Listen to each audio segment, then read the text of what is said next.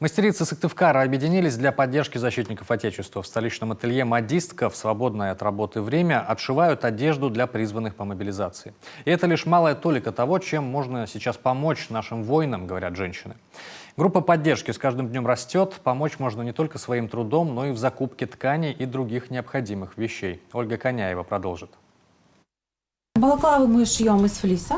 Ткань теплая, универсальная. Даже если ребята спотели, она быстро сохнет. И получается, одевают ее, конечно, по-разному. Но основное это, чтобы, если хотите, чтобы не узнали вас, это закрытые брови.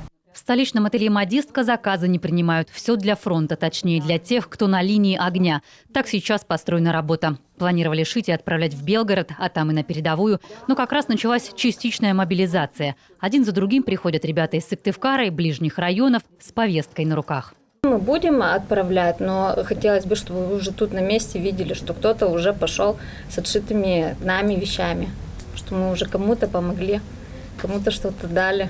Я не считаю, что это что-то такое прям сверхъестественное помочь людям. Тем более такая ситуация, и у меня есть свободное время и возможность прийти, и мне только за радость прийти да пошить. Сработало сарафанное радио, и вот уже 100 комплектов забрали призванные по мобилизации защитники Коми. Приходят и их родственники. Шапку или балаклаву?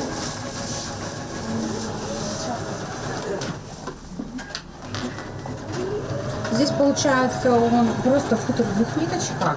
Флисовая шапка, снуд, балаклава, лонгслив, длинные носки под берцы. Сшитая с любовью и заботой, на передовой будет греть вдвойне.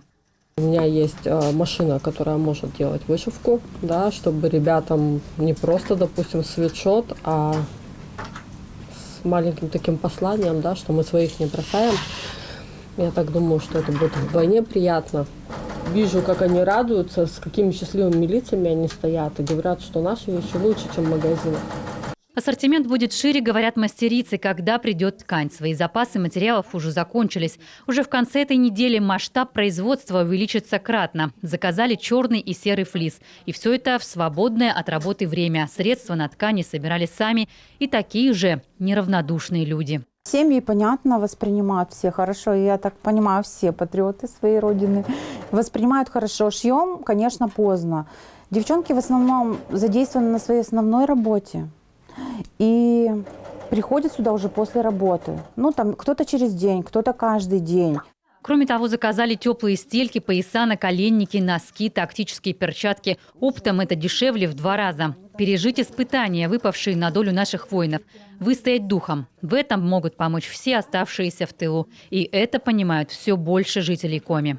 Шьют девочки-любители там своими группами. У нас очень много вяжут носки. То есть вот девочки, которые вяжут, они тоже хотят как-то нам помочь. И вот даже сегодня утром написали, мы, говорит, довязываем, мы привезем носки.